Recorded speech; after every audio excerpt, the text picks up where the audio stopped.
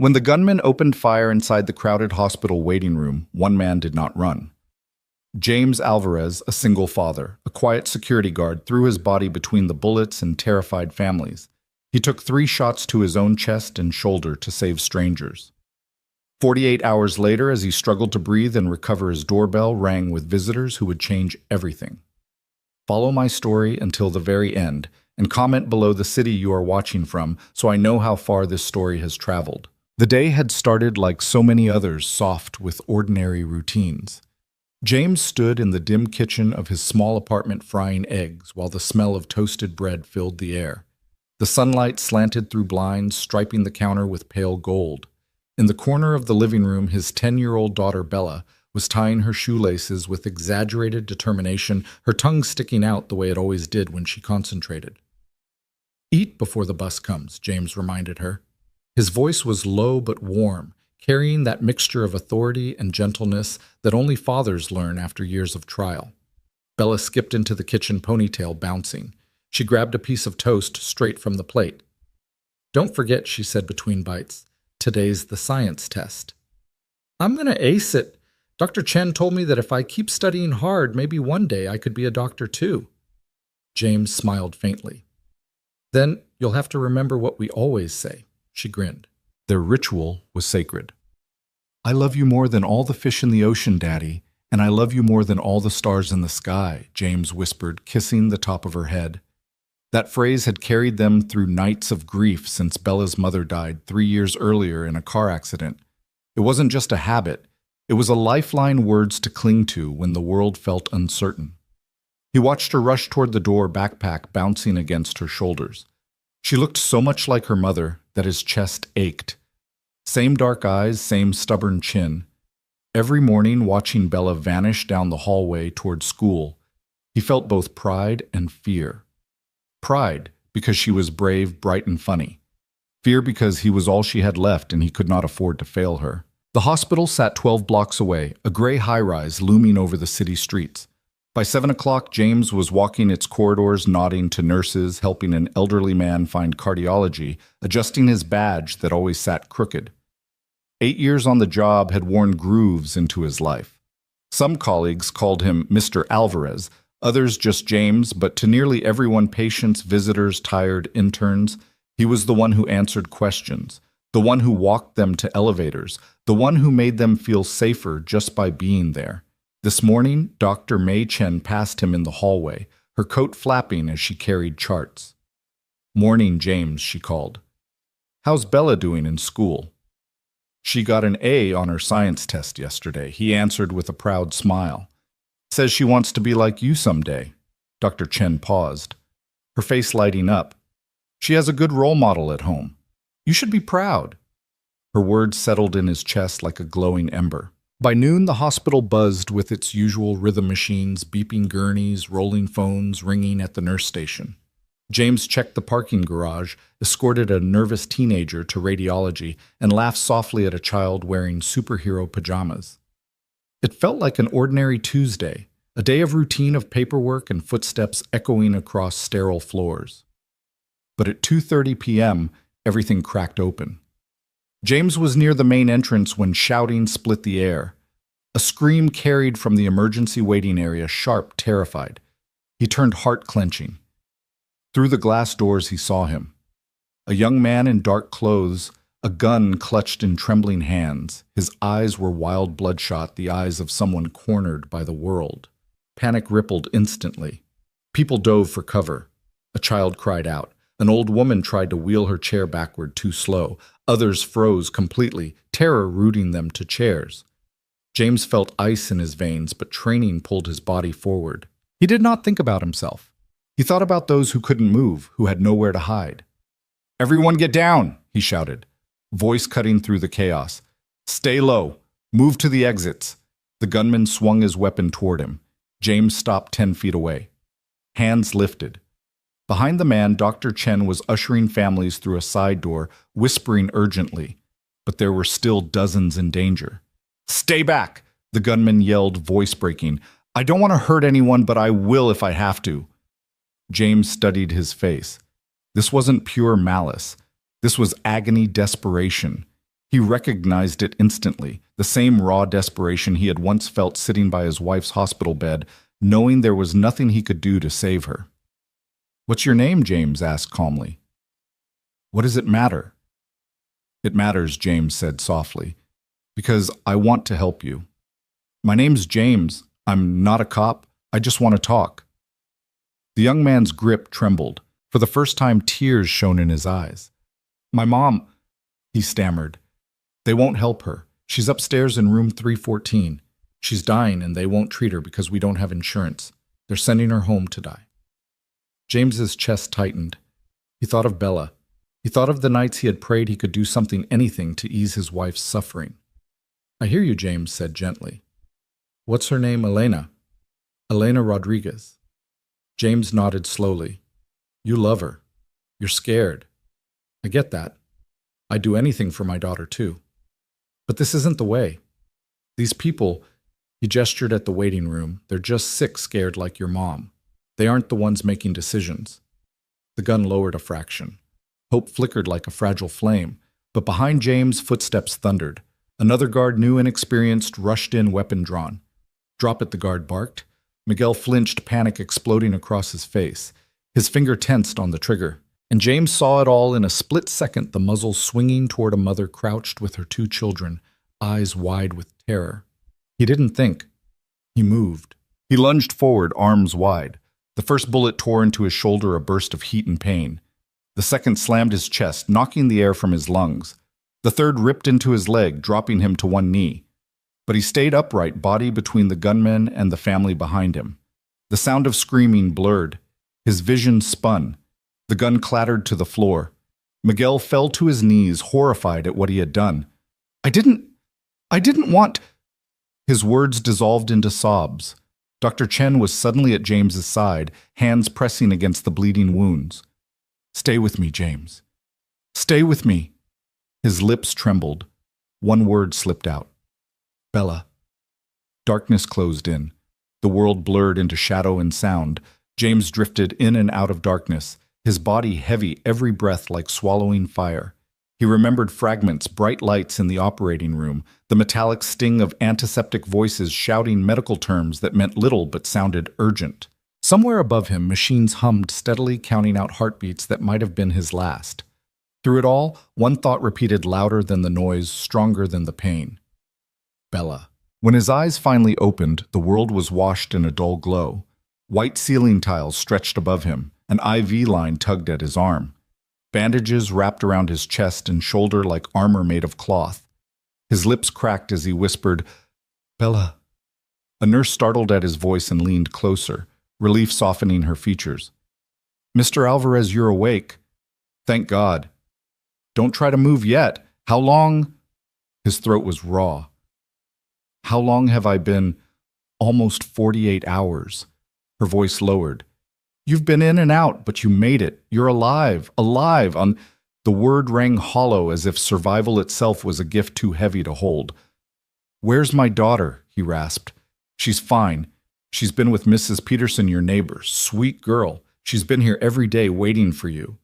Tears pricked his eyes. Bella had been in this hospital while he lay suspended between life and death. The thought burned worse than the stitches pulling at his chest. A memory surfaced, the last thing he said before darkness swallowed him. Her name, Bella. It had been his prayer, his plea, his tether to the world. And somehow he had been answered. The door creaked open. Dr. Chen slipped inside, exhaustion written across her face. She looked like she hadn't slept in days, but her eyes lit with genuine warmth when they landed on him. "You scared us, James," she whispered, pulling a chair close to the bed. "You lost so much blood, inches away from your heart." He tried to smile, but his lips trembled. "Guess I've got a stubborn heart. Stubborn doesn't even begin to cover it." He swallowed hard. "The gunmen, the families, what happened?" Her expression shifted surprise. First, then something like admiration. "Even after everything you're asking about him?" "Tell me." She sighed. "His name is Miguel Rodriguez, 23. He surrendered as soon as you went down. He's been in custody ever since. And his mother, Elena, she's still fighting upstairs. She doesn't have insurance, but things are changing. People want to help her now." James let his head sink into the pillow. Relief washed through him, tinged with sorrow. He had taken bullets meant for strangers, yet he couldn't stop thinking about the boy with the broken voice and the desperate eyes. The door opened again. Bella's small figure stood framed by the hallway light. Her backpack hung off one shoulder, her hair pulled into a messy ponytail. Her cheeks were blotchy from crying, but her eyes, those deep brown eyes, shone bright the moment they found him. "Daddy!" Her voice cracked. James's heart nearly burst. He stretched his good arm, ignoring the pain that flared in his chest. "Come here, sweetheart." She rushed forward, careful as she leaned against the bed, her tiny arms wrapped around him, trembling but strong. "I was so scared," she whispered into his shirt. "They said you were hurt so bad. I thought you weren't coming back." "I'm here," he murmured, kissing her hair. "I'm not going anywhere." Mrs. Peterson stood quietly at the door, watching with watery eyes. She had kept Bella safe, fed, comforted, all while James lay unconscious. He mouthed a silent thank you, and she nodded, her own expression a mixture of relief and sorrow. For a long time, father and daughter clung to each other. The monitors beeped steadily. Outside, the hospital moved with its usual urgency, but in that small room, time slowed to the rhythm of their breathing. Mrs. Peterson said, "You're a hero," Bella finally whispered.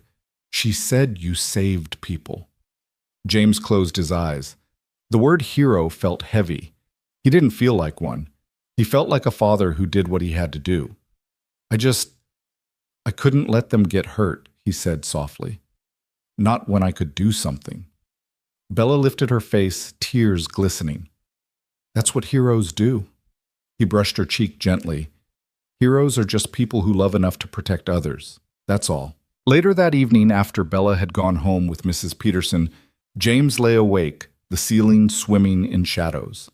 Every sound of the hospital seemed sharper wheels squeaking on tile intercoms, buzzing the faint echo of a baby crying somewhere down the hall.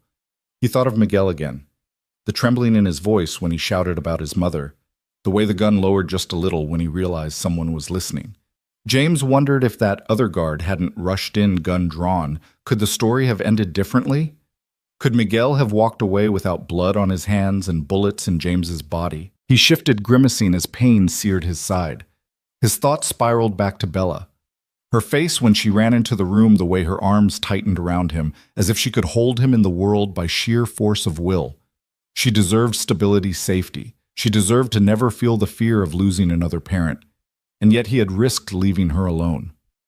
The guilt and pride twisted together until he could no longer separate them. Footsteps approached in the hallway. The door eased open once more. This time it wasn't Bella or Dr. Chen. A group entered, 3 figures silhouetted against the fluorescent light. A man in a police uniform, a woman in a dark suit, and a tall, composed woman James recognized immediately as the mayor. "Mr. Alvarez," the suited woman said, stepping forward. "I'm Detective Laura Simmons. This is Chief Robert Harlan and Mayor Patricia Davis. We wanted to see you personally." James struggled to sit up straighter, wincing as bandages pulled. "Please don't... I'm not... Don't strain yourself," the mayor interrupted gently. "We're here to thank you." James frowned. "I was just doing my job." Chief Harlan shook his head firmly. "No, sir. Your job was to call for backup, maintain order until police arrived. What you did, what you chose, went far beyond that." Detective Simmons' gaze softened. "You threw yourself into the line of fire for people you didn't even know. You saved mothers, children, elderly patients who couldn't move fast enough. At least 6 lives, maybe more." The mayor leaned closer. "The city intends to award you the Medal of Valor. It's the highest honor we can give a civilian." James stared at them, disoriented, uncomfortable beneath the weight of their praise. "Those people weren't strangers," he whispered hoarsely. "They were under my protection. That's all that mattered." Silence fell for a beat, heavy but reverent. The mayor nodded slowly. "That's exactly why we're here." But James's mind was already drifting back to the boy with the gun, the mother upstairs fighting for her life, and the way desperation could turn love into something dangerous. As the officials filed out, leaving behind promises of medals and ceremonies, James lay back against the pillow. He wasn't thinking of honor or recognition. He was thinking of forgiveness, of second chances, of a young man named Miguel Rodriguez, and the hope that somehow this story wasn't finished yet. The night passed slowly. James drifted between shallow sleep and sharp waves of pain that jolted him awake. Each time he found himself staring at the pale hospital ceiling, listening to the muted chorus of a place that never slept. Machines humming, footsteps shuffling, muffled voices echoing down sterile halls. It wasn't the physical pain that gnawed at him the most. It was the weight of what he'd seen. The young man's eyes, wide, desperate, filled not with hatred, but with grief. The terrified family in the waiting room clinging to each other as the gun swung their way. The heavy thud of bullets tearing through flesh. His flesh before silence and horror swallowed the room. Every time he closed his eyes, the images replayed. He saw himself moving forward, arms outstretched, body absorbing impact after impact, and then darkness. Morning came. A faint orange glow leaked through the blinds, softening the harsh whites of the hospital room. Dr. Chen stepped in with her clipboard, the scent of coffee trailing her. She looked at him, then shook her head gently. "You're too stubborn to quit, James." "Not stubborn," he croaked, throat still raw. "Just had a reason." She paused, studying him. "Your daughter." He nodded. His eyes burned. "She's the only reason." Dr. Chen pulled up a chair. "Do you want to know what happened after?" He hesitated, then whispered, "Tell me." She set the clipboard aside and leaned forward, elbows on her knees. "When you went down, the gunman dropped his weapon immediately. He collapsed on the floor, sobbing. He kept repeating, 'I didn't mean it. I didn't mean it.' Police took him without resistance." James swallowed, throat tight. "And the people in the waiting room alive. Because of you." Her voice steadied. "Maria Santos and her 2 children. Mrs. Jennings in the wheelchair. An older man who couldn't get out of his seat. They're all alive because you put yourself in front of them." James closed his eyes. Relief washed over him, tangled with exhaustion. Dr. Chen hesitated, then added softly, "The boy Miguel, he keeps asking about you. Even in custody, he's begging to know if you're alive. He feels guilty." James opened his eyes slowly. "He's not evil." "No," she admitted, "just broken, desperate." The silence that followed was thick, filled with unspoken truths. Hours passed. Bella returned in the afternoon, skipping through the door with Mrs. Peterson close behind. Her face lit when she saw him awake, really awake, not drifting in and out like before. "Daddy," she cried, running to the bed. "Careful," Mrs. Peterson warned gently. Bella slowed just enough to avoid hurting him, but her small arms still wrapped around him tight. She buried her face in his chest, breathing him in as though to convince herself he was real. James closed his eyes, kissing the top of her head. "I dreamed you wouldn't wake up," she whispered. "But you did. You always keep your promises." James's chest clenched. "I'll keep every promise I can, sweetheart." That evening, the hallway outside his room grew unusually loud. James shifted uncomfortably as voices approached. The door opened again, this time with no warning. It wasn't doctors or nurses. It was reporters. A nurse hurried in behind them, flustered, trying to block cameras. "You can't be in here, he's recovering." But questions flew through the air anyway. "Mr. Alvarez, how does it feel to be called a hero? Did you know you saved at least 6 people? What do you want to say to the gunman?" Flashes blinded his tired eyes. Bella shrank back toward Mrs. Peterson, clinging to her hand. James's heart pounded. He hated the chaos, hated seeing his daughter frightened again. "Enough!" He rasped, voice hoarse but steady. "Not here. Not in front of her." The room fell silent for a moment. Even the clicking shutters stopped. "Please," he added softer this time. "She's been through enough." The hospital's PR staff swept the reporters out soon after apologizing profusely. James sank back into his pillow, sweat dampening his forehead. Bella returned to his side, eyes wide. "Why do they want to talk to you so much?" she asked. He brushed her hair back gently. "Because people make stories out of moments, Bella. But I didn't do it to be in a story. I did it because I had to." She studied him, serious beyond her years. "But maybe stories help people remember. Maybe that's good." Her words sank deep, wiser than anything he could argue. That night, sleep was restless. When James finally drifted off, dreams dragged him back to the waiting room. The panic screams, the trembling gun, the split-second choice. Only this time in the dream, he didn't move fast enough. The mother and her children were struck. Bella's face appeared among them, crying, reaching out. He woke gasping, heart-hammering sweat soaking the sheets. For a long time he sat upright, staring at the faint city lights glowing beyond the blinds. His body hurt, but it was the ache inside his chest that throbbed worst of all. 2 days later, strength began returning in small doses. He managed to sit up without collapsing. He could sip water without choking. And with each improvement, more visitors came. Dr. Chen wheeled in an elderly woman with silver hair and kind eyes, Mrs. Jennings, the one he had shielded. "Mr. Alvarez," she whispered, clutching his hand with surprising strength. "You don't know me, but you saved my life. My son told me to tell you, our family owes you everything." James squeezed her hand weakly. "You don't owe me. Just live. Love your family." "That's thanks enough." Tears slid down her wrinkled cheeks. The next day, Maria Santos entered with her 2 children. The kids carried folded pieces of paper. "This is for you," little Isabella said, holding up a drawing of a man in uniform with angel wings. "Mama says you're our angel." James's throat closed. He looked at the crayon strokes, uneven but full of heart, and felt something deep inside crack open. He glanced at Maria, who had tears in her eyes. "I thought I lost them that day," she whispered. "But then you were there. You gave me my babies back." James shook his head faintly. "How could I not? You were protecting your children. I just did what any parent would do." Later that evening, Bella curled in the chair beside his bed, watching him with wide eyes. "Daddy." "Yes, sweetheart. Do you think the man with the gun has a little girl too?" James froze. The question pierced him more than the bullets had. "Don't know," he admitted softly. "But I know he has a mother, and he loves her the way I love you." Bella thought for a moment, then whispered, "Then maybe he was scared like you were scared when Mommy died." His eyes filled. He reached out, taking her hand. "You're braver than you know, Bella." As he drifted towards sleep, James realized the story was no longer just about bullets and scars.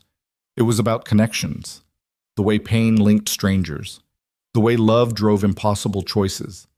And somewhere beyond the walls of that hospital, a young man named Miguel Rodriguez was waiting, haunted, guilty, desperate for forgiveness. James knew their paths would cross again.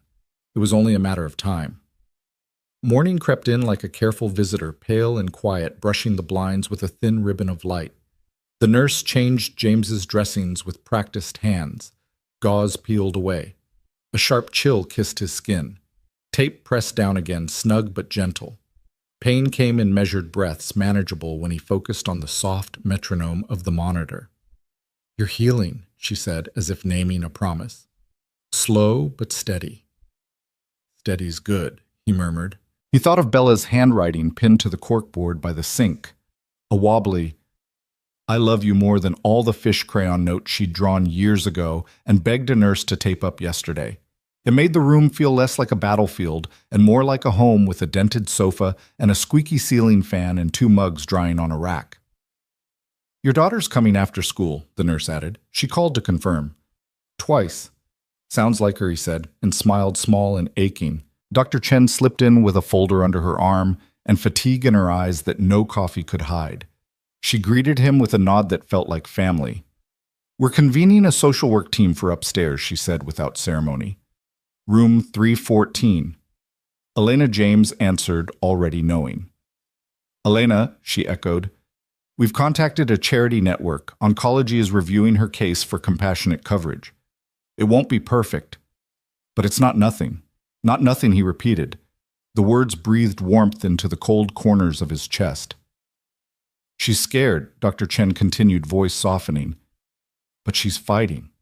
And the buzz about what happened, it's waking people up. Donors volunteers a patient advocacy group. A door you cracked open is swinging wider than you realize." James turned his head toward the window. Outside, traffic noise swelled and faded like the tide. Far below the main entrance sat under a slate of sky, people moving in and out with grocery bags of sadness and relief. "Thank you," he said. Dr. Chen hesitated. "I didn't do this alone." "You started it," he replied. You always do. She looked away embarrassed, then set the folder on the tray. There's more. A detective wants a few minutes. If you're up for it, send her in. Detective Laura Simmons entered with a notebook and an expression that had learned how to be kind without getting soft. She took in the room, the monitors, the taped card, the stiffness in James's posture, and pulled the chair close. Mr. Alvarez. James, he corrected. Please. James? She nodded. We're working with the district attorney. Officially, the charges on Miguel Rodriguez are serious aggravated assault with a deadly weapon discharge of a firearm in a public place, reckless endangerment. But the DA is considering the full context, his mother James said. His mother, she affirmed, and his cooperation. And your conduct. James shifted a seam of pain running hot across his shoulder. My conduct. You de-escalated. You saw a person, not just a threat. You never drew a weapon. Your statement matters. What do you need from me? A victim impact statement. It can be read in court. It can shape sentencing. The DA's office is open to diversion counseling, community service, mandatory therapy restitution, if you support it. He stared at his hand on the blanket. The knuckles were scraped and purpled. He remembered the weight of panic in Miguel's voice, the way the gun sagged when someone finally heard him. I'll support it, he said at last, with conditions, counseling, supervision, something that builds a life, not ruins one. Detective Simmons let out a breath she'd been holding. I thought you might say that. Protect my daughter's privacy, he added, voice tightening.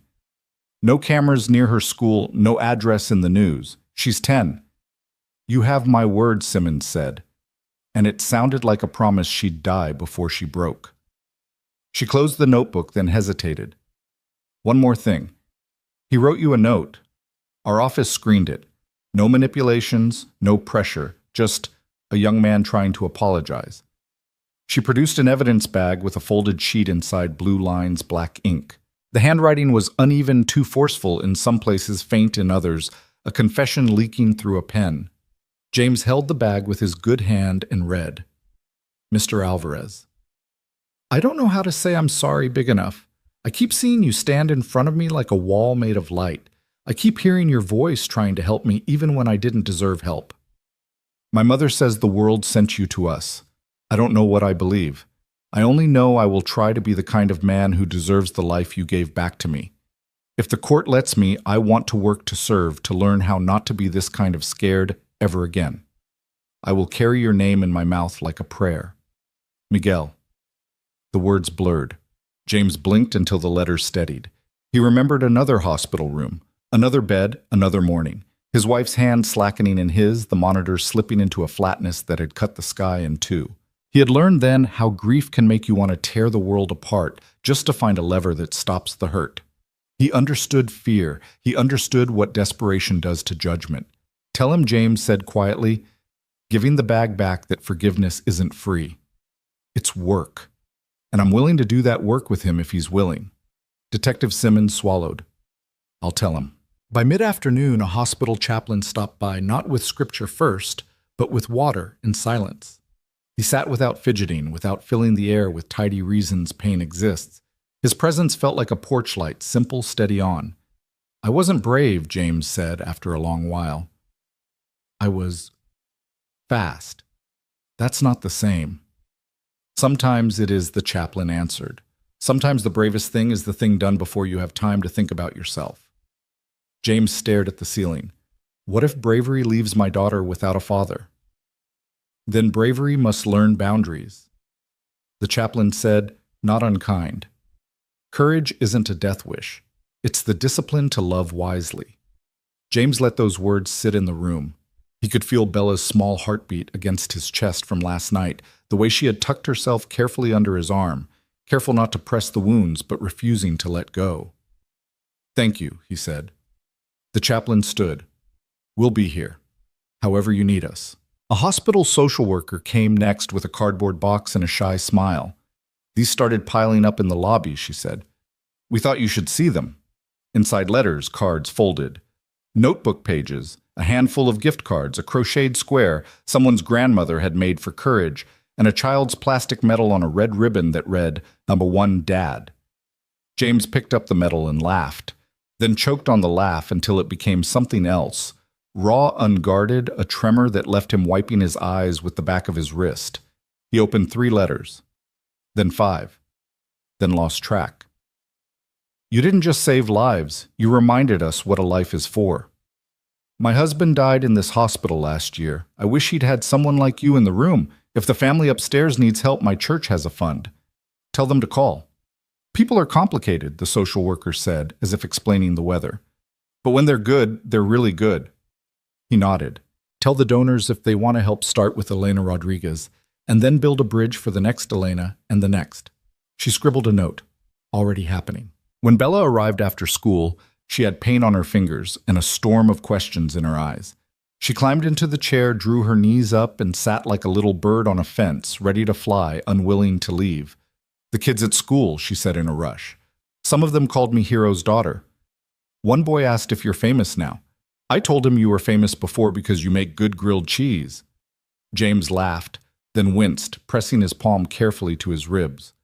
"That might be the truest headline I've ever had." She sobered. "A girl asked if the bad man will go to prison forever." He chose his words slowly. "He did a terrible, dangerous thing, but he was hurting. The court will decide. I told the detective I want him to get help. Real help. Not just punishment." Bella studied him. "Is that allowed?" "It should be," he said. "Sometimes the bravest thing a community can do is choose to build people instead of break them." She nodded, then tucked her hand in his, the way she used to when crossing a busy street. "I like building better." "Me too," he said, and meant it. At dusk, the sky bruised purple and blue. The city's lights flicked on one by one as if remembering their cues. From his window, James saw movement gather near the main entrance clusters of people, small. At first, then more. Someone carried a cardboard box. Someone else carried a bundle that could only be candles. Dr. Chen stepped in, followed by the social worker. "It's happening," she said softly. "A community vigil. People asked if they could stand outside, hold light, say thanks." James's first instinct was to refuse, to keep the circle small, to shield Bella from more noise, more flashing cameras, more strangers who meant well and might still overwhelm her. But he watched a little boy at the curb lift a poster that was almost bigger than he was. A woman beside him leaned down to help him hold it steady. The letters, messy and bright, faced the glass. "Thank you for saving moms." "Okay," James said, voice low. "Let them. But make it about hope. About Elena. About the programs we need, not about me in a cape I don't own. We'll try," Dr. Chen promised. "We'll ask the crowd to keep it gentle. No shouting, just light." The social worker cleared her throat. "One more update.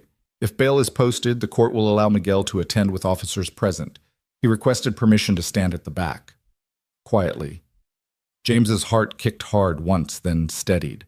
He imagined those desperate eyes now rimmed with shame and something like resolve. He imagined a young man holding a candle he did not deserve and trying inch by inch to deserve it anyway. "Let him come," James said.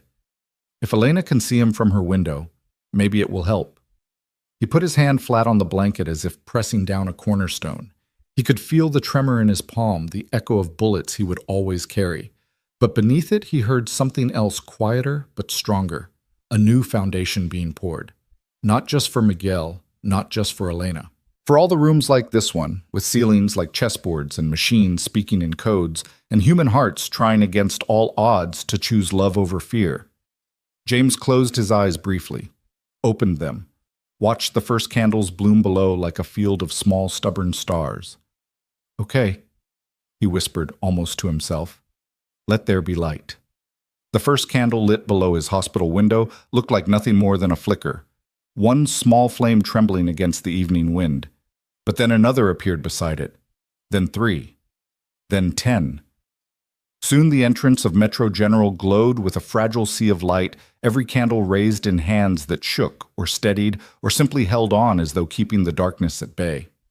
James sat propped against pillows, Bella curled in the chair at his side, her head leaned gently against his arm, her breath warm and even. She had fallen asleep there, refusing to go home until he did. Dr. Chen tugged the blinds wider. "You should see this," she whispered. James blinked through the glass chest tight. Children clutched handmade posters scribbled in bright markers. "Thank you, James. Our angel. Heroes live here." Elderly men stood with hats in their hands, bowing their heads. Nurses still in scrubs had gathered badges, swinging exhaustion etched across their faces, but softened by pride. And scattered among them were strangers, people he had never met, who came only because they heard of what happened, because courage had pulled them together like gravity. "Daddy, look." Bella's voice startled him. She wasn't asleep after all. Her eyes were wide now, shimmering in the glow outside. She pointed through the glass. At the front of the crowd, Mrs. Jennings sat in her wheelchair, holding a candle high with surprising steadiness. Beside her stood her son, one hand on her shoulder, the other hand raised in salute. Not far away, Maria Santos clutched both her children, their little arms wrapped tight around her waist. Isabella lifted a crayon drawing over her head, James in uniform, with wings that reached beyond the paper's edges. "Do you see?" Bella whispered. James nodded. His throat was too tight for words. The door opened. A nurse wheeled in a portable radio, setting it carefully on the windowsill. "The crowd wanted you to hear," she explained. Static crackled, then cleared. A voice rose through the speaker, shaky, young, familiar.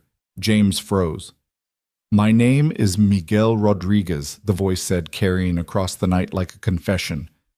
"I am the one who brought fear into this place. I am the one who pulled a gun when I should have pulled hope. And I am the one who shot the man you are here to honor." A ripple moved through the crowd below, gasps, murmurs, silence stretching thin. Bella's hand gripped her father's tightly. "I need you to know something." Miguel continued, his voice breaking. "Mr. Alvarez didn't see me as a monster. Even with a gun in my hand, even when fear twisted me into something I'm not. He spoke to me. He asked my name. He told me he wanted to help. And when I lost control, when my finger squeezed the trigger, he didn't protect himself. He protected families, children, strangers. He saved lives." James closed his eyes. The boy's words cut and healed at once. Miguel's voice grew steadier, though tears laced it. "Because of him, my mother is alive today. People saw what happened. They opened their hearts. They raised money for her treatment. For the first time in months, we have hope instead of despair. Mr. Alvarez saved her too, in a way. And he saved me." The crowd was silent now, listening with a reverence usually reserved for prayer. "I don't deserve forgiveness. I know that. But I promise this: I will spend every day of my life trying to be the kind of man Mr. Alvarez believed I could be in that moment. A man who protects instead of destroys. A man who chooses love over fear. Thank you, Mr. Alvarez. I am sorry. And I will be better." His words ended. The radio hissed softly. Then the crowd erupted applause sobs, the sound of candles being lifted higher, as though light itself could reach the man in the hospital bed. James felt wetness streaking his face. He hadn't realized he was crying. Bella stood on tiptoe at the window, her small palm pressed against the glass. She turned toward him, eyes shining. "Daddy, do you hear? Even he knows you're a hero." James shook his head, swallowing hard. "No. I'm just a man who did what had to be done. But that's what makes you a hero," she whispered. The next morning, sunlight streamed through the blinds, painting the walls in soft gold. The vigil had ended hours before, but its warmth lingered like a tide that hadn't yet pulled back. James shifted, wincing, but stronger than yesterday. A tray of untouched breakfast sat nearby. He wasn't hungry. His mind churned with images of last night, the flickering flames, Miguel's trembling voice. Bella's hand pressed against the window. The door clicked. Dr. Chen entered, her expression unreadable until it softened. "How are you holding up?" "Like someone used me for target practice," he muttered. She chuckled lightly, then grew serious. "I wanted you to know. Miguel has been granted supervised release until trial. Community leaders advocated for it after hearing his speech. He'll be required to attend counseling stay under strict watch. But he's free for now." James inhaled slowly. Relief mingled with unease. He asked if he could see you. Dr. Chen added, "Not now, not today, but soon." James let the thought settle. His chest ached not just from wounds, but from the weight of choice. That evening, Bella perched on the edge of his bed, swinging her legs. Mrs. Peterson says people are leaving food at our door. She says the mailbox is too full to close. James laughed softly. Guess we'll be eating casseroles for months. She tilted her head. Do you think the one who hurt you, will really change? James looked into her serious eyes. I think he already started. Change isn't a switch. It's a journey. And sometimes it takes falling as low as you can before you climb. Bella thought about this, then leaned closer. Maybe we can help him climb. Her words stunned him. Out of the mouths of children came truths adults were too hardened to admit. He kissed her forehead gently. Maybe we can. Late that night, after Bella had gone home with Mrs. Peterson again, James sat awake with the radio still on his windowsill. He replayed Miguel's voice in his mind. Each word felt like a seed dropped into soil. What grew from it depended on light water time and forgiveness. James wasn't sure how ready he was. But he knew this much: if a boy desperate enough to pick up a gun could stand before hundreds and admit his shame, then maybe there was a way forward. Maybe the world could bend toward mercy even after gunfire shattered it. The hospital quieted after midnight, but James lay awake, his body aching in too many places to let him sleep. The monitors hummed, the hallway lights flickered faintly, and somewhere in the distance a janitor's mop swished rhythmically across the tile. He pressed a hand gingerly against his chest. Beneath the layers of bandage, he could still feel the echo of the bullets, the heat, the blunt force, the sound that had split his world in two. But beneath the pain lived something else, a stubborn, steady heartbeat that refused to quit. And in the silence, he thought again of Miguel's trembling voice on the radio. I will spend every day of my life trying to be the kind of man Mr. Alvarez believed I could be. Those words repeated soft but insistent until sleep finally pulled him under. By morning, the world outside his window was alive again. Cars honked, ambulance sirens wailed, delivery trucks rumbled down the street. But inside his room, time still moved slower every hour, marked by nurses checking vitals, doctors reviewing charts, visitors tiptoeing in with cautious smiles. Bella burst in just after school, still in her uniform. She carried a brown paper bag clutched tight. Daddy, look what Mrs. Peterson helped me make. She plopped the bag onto his lap. Inside, wrapped in foil, was a lopsided grilled cheese sandwich. His throat tightened as he pulled it out, the smell of butter and toast filling the sterile room. Sweetheart, did you really? She nodded proudly. I used the skillet all by myself. Mrs. Peterson just watched. James bit into the sandwich. The bread was burnt at the edges, the cheese uneven, but to him it was perfect. He chewed slowly, savoring each bite like it was a feast. Bella studied him anxiously. Is it okay? He smiled. It's the best sandwich I've ever had. Her shoulders sagged with relief, and then she giggled, curling up at his side. Later that afternoon, the mayor returned this time with Chief Harlan and Detective Simmons. Their presence filled the room, but James stayed calm, his hand resting lightly on Bella's back. We won't stay long, Mayor Davis said gently. We wanted to update you. The city council voted unanimously to award you the Medal of Valor at a public ceremony. James shifted uncomfortably. I don't need medals. It's not about need, the mayor replied. It's about recognition. You showed courage that inspired an entire community, that deserves to be honored. Bella's eyes widened. Daddy, you'll get a medal like a superhero. He looked at her, then back at the officials. If I accept, it's not for me. It's for them. He gestured toward the window where yesterday's vigil had gathered. For the people who believed. For the families who lived. Chief Harlan nodded firmly. That's exactly why we want to do this. Detective Simmons stepped forward. Miguel asked us to tell you he wants to meet when you're ready. No cameras, no reporters, just the two of you. And his mother, if she's strong enough. James's chest tightened. The thought of facing the boy who had shot him filled him with both dread and strange compassion. I'll see him, he said after a pause. But not yet. I need to heal first. For Bella. Bella squeezed his hand under the blanket. I'll be there too, Daddy. The detective smiled faintly. You're braver than most adults, young lady. That evening, Maria Santos returned with her children. This time she brought something more than drawings. She held out a folded photo, an image of her family taken just 2 weeks before the shooting. Her kids were smiling, arms looped around her neck, faces bright with life. "I want you to have this," Maria said, her voice trembling, "so you never forget the faces you saved." James accepted the photo with both hands. He stared at it, his vision blurring. Then he looked at Bella, who leaned against him, curiously peering at the picture. "They're alive because of you," Maria whispered, "and I will never, ever forget that." James swallowed hard. "I only did what I had to. Any father would have." Maria shook her head firmly. "Not every father is willing to take bullets for strangers. Don't diminish what you did." Her children each hugged James carefully before leaving their tiny arms wrapping gently around him. After they were gone, James placed the photo on the nightstand beside Bella's crayon note. Together they formed a small altar of meaning reminders that his pain had purpose. Night fell again, but this time James wasn't haunted by dreams of gunfire. Instead, he dreamed of light, candles flickering, Bella's laughter echoing, and Miguel's voice trembling but determined, vowing to become better. When he woke, dawn painted the walls pale pink.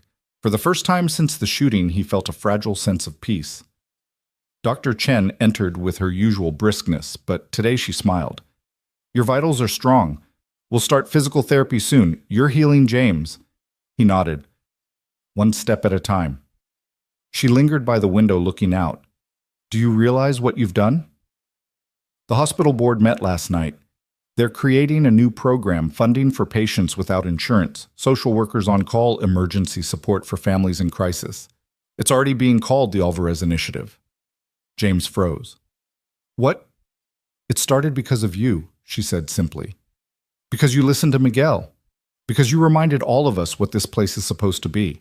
He shook his head, slowly, overwhelmed. "I didn't want that kind of legacy." Dr. Chen's voice softened. "Legacies don't ask for permission. They're born from what we choose when it matters most." Later that day, Bella climbed onto his bed with a serious look on her face. "Daddy, can I ask something?" "Anything. If the man comes to see you, will you forgive him?" James hesitated.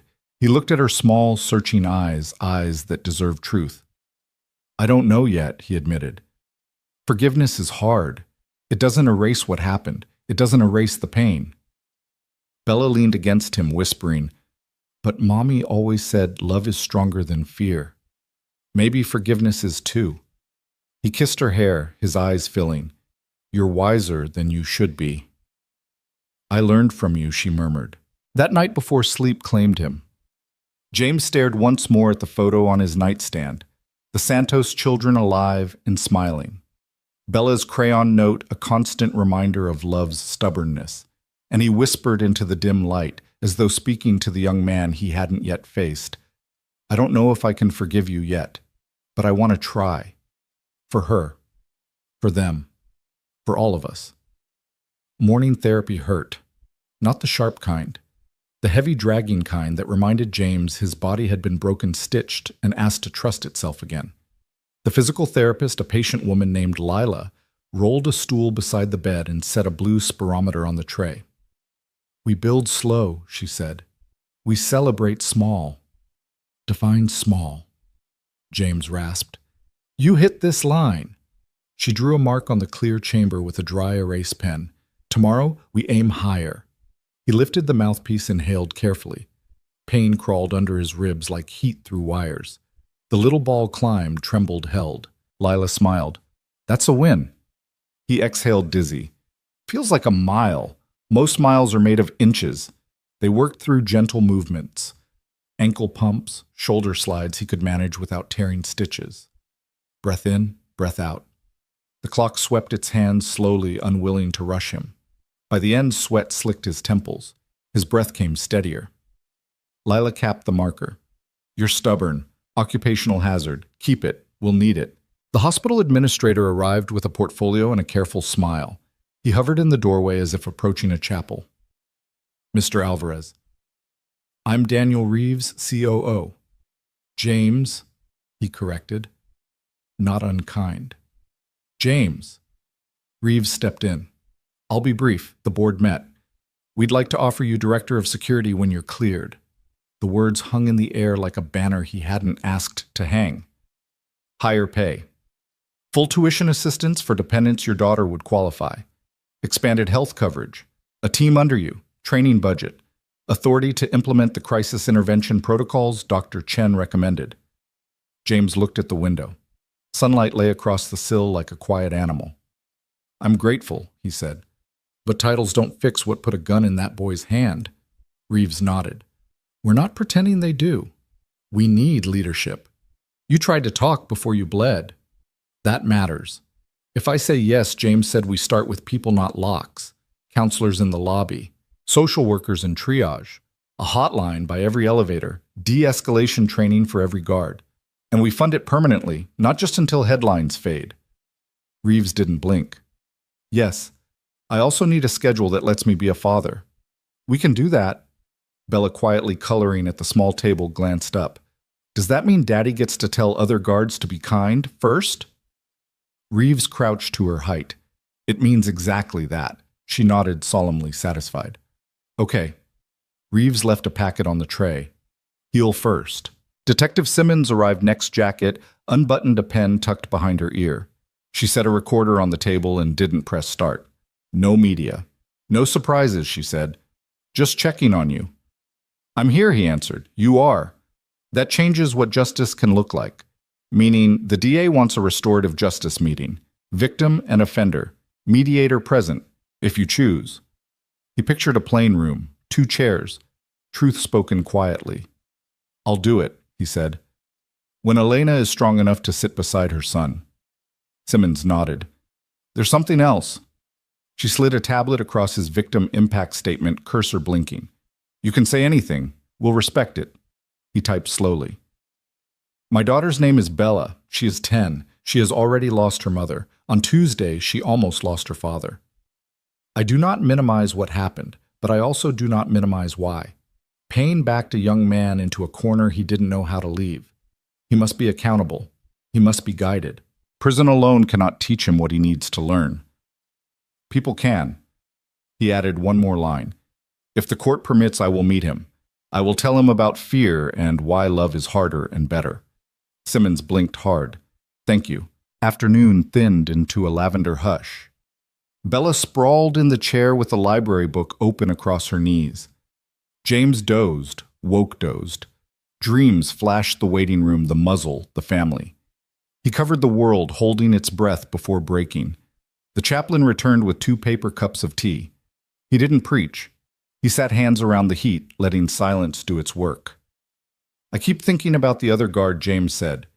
He's getting crucified online. Have you talked to him? No. Maybe you should. He panicked. James studied his scabbed knuckles. Fear writes sloppy orders. Then write new ones, the chaplain said gently. Out loud. James nodded. After. At dusk, the sky over the city bruised blue. Dr. Chen slipped in, voice lowered. Elena had a good afternoon. She asked if she could see the crowd if they gather again. Lift her shade, James said. Let her watch the light. Dr. Chen's smile tilted tender. She told me to tell you she's praying for you. He let that sit in his chest like a candle cupped against wind. Night pressed its ear to the window. Bella slept curled like a comma at the foot of the bed. One hand tangled in the ribbon of the #1 dad medal she'd looped over the lamp. James watched her breathe. The curve of her cheek. The chip in her front tooth from a bicycle fall the summer before her mother died. Memory moved through him like tide pulling shells to the surface. He saw Mara again, color-drained eyes bright with a calm that hadn't belonged to this world. He remembered the taste of hospital coffee, the scrape of a cheap chair, the way he read Charlotte's Web, aloud because it was Bella's favorite. Mara had smiled at the word, radiant, and whispered, "That's you. Don't forget." He had forgotten sometimes. Work, bills, the grind of raising a child alone. But yesterday, standing between a gun and a family, something in him had remembered the word and moved before he could think. Radiant is what love becomes when it refuses to hide. He closed his eyes. He slept. The morning began with rain. Drops tapped the hospital window like restless fingers streaking long lines across the glass. Beyond, the city blurred into silver. Sirens wailed faintly in the distance, swallowed by the sound of water rushing off rooftops. James lay awake, listening. Every storm carried him back to the night Mara's accident was reported, back to the phone call that had hollowed him out in one sentence. "There's been a crash." The rain that night had been relentless, too, drumming on the window as he told Bella her mother was never coming home. He turned his head, looking at his daughter, now curled on the vinyl recliner, hair a dark halo across the pillow. She had fallen asleep mid-sentence, book slipping from her lap, tiny chest rising and falling in steady rhythm. He whispered, "Still here, Bella. Still here, Charlotte." Breakfast came and went untouched. He picked at the toast, drank water, let the nurses fuss. Every motion felt heavy, as though his body had been poured from concrete. Yet beneath the weight was a quiet determination. Each ache meant he had survived. Around 9, Dr. Chen appeared, her sneakers squeaking faintly. She carried a chart under her arm, and her eyes softened the moment they landed on Bella. "She's been here every day," Chen said, lowering her voice. "You're lucky, James." "I know," he whispered. Chen checked the monitors, then lowered herself into the chair beside him. "Elena's improving. The treatment's responding." She asked again if she could thank you in person. James's eyes drifted toward the ceiling. "I'm not ready." "Not yet. If I see her, I'll see him." Chen studied him. "And that scares you?" "It scares me more than the bullets did." Later that afternoon, Mrs. Jennings returned bundled in a knitted shawl. Her son wheeled her in a small bouquet balanced on her lap. "Mr. Alvarez," she said, her voice frail but steady. "I wanted to see your face again. I wanted you to know what you gave me. More time with my son, time I thought I'd lost." James reached for her trembling hand. "You don't owe me thanks. Just live it well." Her son bent low. "He's right, Ma. We will, because of him." James felt the words sink deep, as heavy as the rain outside.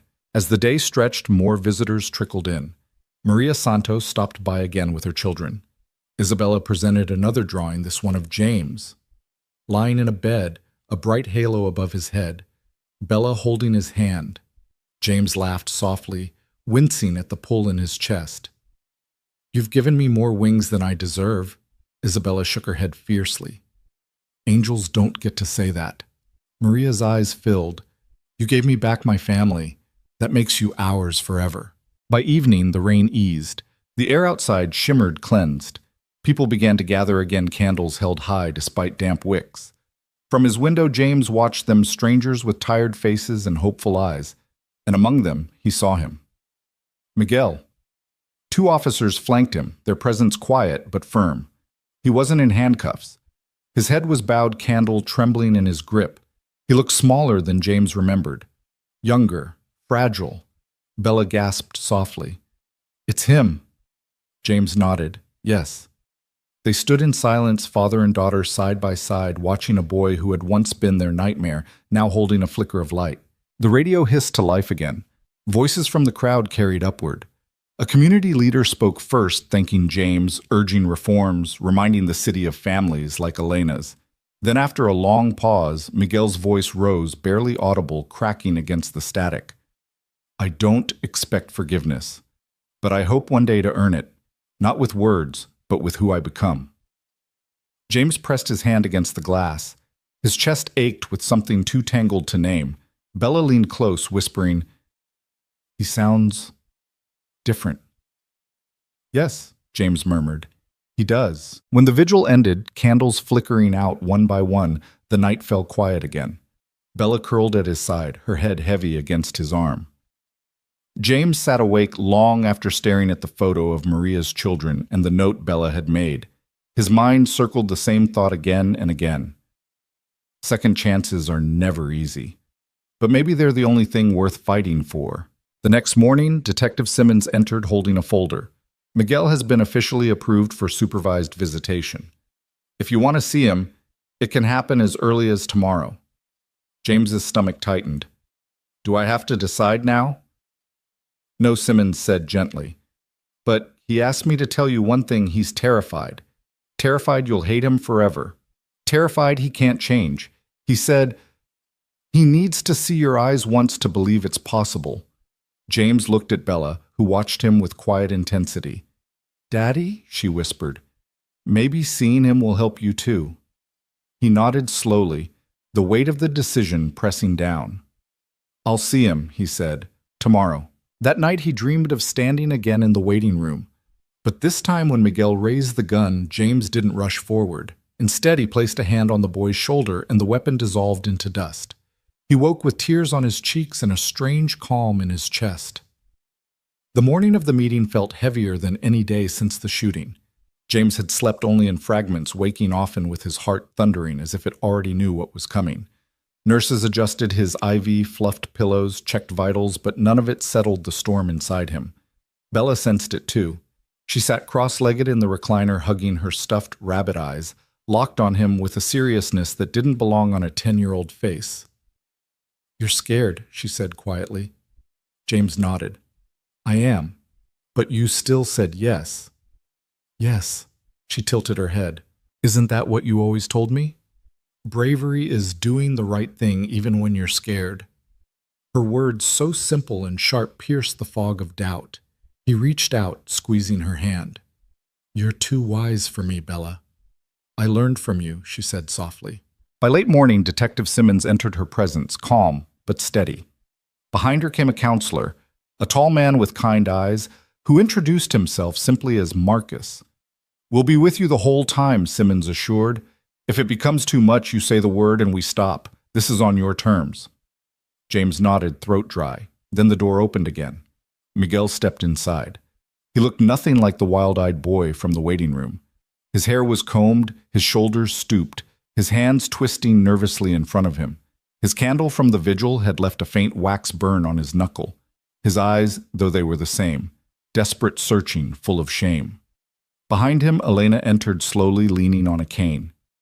Her face was pale skin stretched thin by treatment, but her eyes glowed with a quiet strength. For a moment no one spoke. The air itself seemed to hold its breath. Elena broke the silence first. She crossed the room and took James's hand, tears spilling down her cheeks. "Señor Alvarez," she whispered in accented English, "my son told me what you did. Not just that you saved lives, but that you tried to save him too. You listened when no one else did." James swallowed, voice rough. "I did what anyone should do. I saw a boy who loved his mother." Her grip tightened. "Because of you, I am here. Because of you, my son has a chance. I don't know how to thank you." "You already did," James said gently. Miguel stood frozen near the door, shoulders trembling. "Come here," James said quietly. The young man hesitated, then shuffled forward, every step heavy. He sank into the chair beside the bed, staring at the floor. "Look at me," James said. Slowly, Miguel raised his eyes. They brimmed with guilt, pain, fear. James studied him for a long moment. He saw not the gun, not the bullets, but the boy behind them, the son who had wanted to fight for his mother and lost his way. "I forgive you," James said simply. Miguel flinched as though struck. "How I almost killed you. I almost left her without a father, because carrying hate would hurt me more than the bullets did. And because I see you're sorry, really sorry. That matters." Miguel's face crumpled. He buried his face in his hands, shoulders shaking with sobs. "I don't deserve it." "None of us deserve mercy," James said softly. "But we all need it." Elena placed her frail hand on her son's back, whispering, "Listen to him. This is your second chance. Don't waste it." Miguel wiped his face, nodding furiously. "I won't. I swear I won't. I want to change. I want to help people who feel the way I felt. I don't ever want to pick up a gun again." Marcus, the counselor, leaned forward. "Those are powerful words, Miguel. Change takes time. It takes work. But you've already taken the hardest step, admitting you were wrong." Miguel looked at James again. Can I stay in touch with you? I know I don't deserve it, but I need someone who believes I can be better." James hesitated, then nodded. "We all need someone who believes in us. I'll be that for you. But you have to do the work." Miguel pressed his palms together, bowing his head. "Thank you. Thank you." Bella had been silent the whole time, clutching her rabbit eyes wide. Now she stepped forward, her small voice steady. "Do you promise you'll never scare people like that again?" Miguel turned toward her, eyes wet. "I promise. I'll never hurt anyone again." She studied him for a long moment, then nodded. "Okay. Then maybe you can be our friend one day. Her words landed like a blessing. Miguel's tears fell freely. James felt his own eyes burn, his daughter offering grace even greater than his own. After they left, the room fell quiet again. James sank back into the pillows, exhausted but lighter than he had felt in weeks. Dr. Chen entered, eyebrows raised. Well, James managed a tired smile. It wasn't easy, but it was right. She studied him. You amaze me, James. Most people would demand punishment. You ask for healing. He shook his head. I don't amaze anyone. I just know what it feels like to lose everything. I wouldn't wish that on anyone else. That night, as Bella curled beside him again, James whispered into the darkness more to himself than to her. Forgiveness isn't weakness. It's the strongest thing we can give. Bella stirred, half asleep. That's why you're my hero, Daddy. He kissed her forehead, heart full, and for the first time since the bullets ripped through him, he felt whole. The following week blurred into measured routines, therapy sessions, careful steps with a walker, endless paperwork from the hospital administration, and Bella's chatter filling the room like sunlight. But underneath the monotony pulsed something new, a current of possibility. Word of the Alvarez initiative spread quickly. Local news stations covered it daily. Donations poured in for patient support programs. Families with no insurance were calling the hospital, daring to hope they might be seen. James read the headlines reluctantly.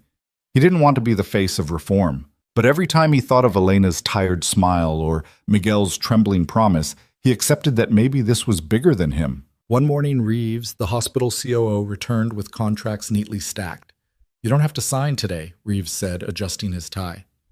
But the offer stands. Director of Security, we want your vision.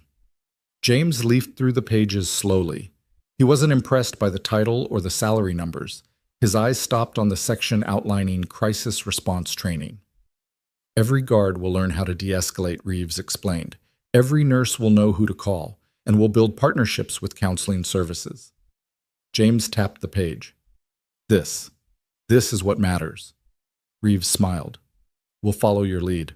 Later that day, James managed his first walk down the corridor without collapsing.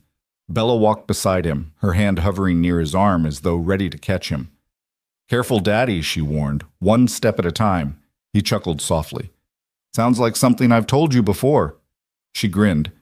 Maybe I'm just repeating your best advice. Each step sent pain searing through his leg, but also pride.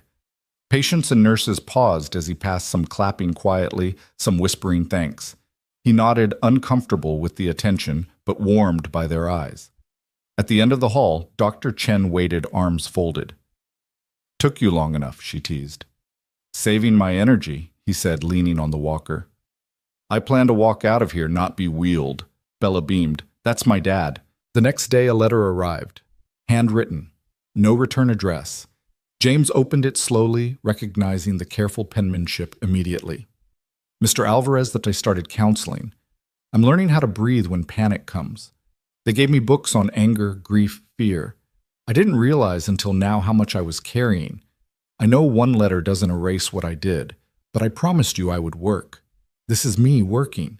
Thank you for giving me a chance. Miguel James folded the letter gently, tucking it into the drawer with Bella's note and Maria's photo.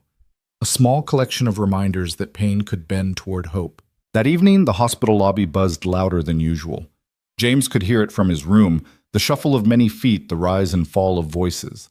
When Dr. Chen wheeled him downstairs, he understood why. The community had returned, not with candles this time, but with banners. One stretched across the atrium, "Welcome back, Guardian of Metro General." He blushed furiously as applause thundered. Nurses cheered. Patients waved from wheelchairs. Children held signs that read, "Thank you, James." Bella squeezed his hand, grinning ear to ear. "See, you're famous," he muttered. "I preferred grilled cheese fame." She giggled, hugging him. Too late now.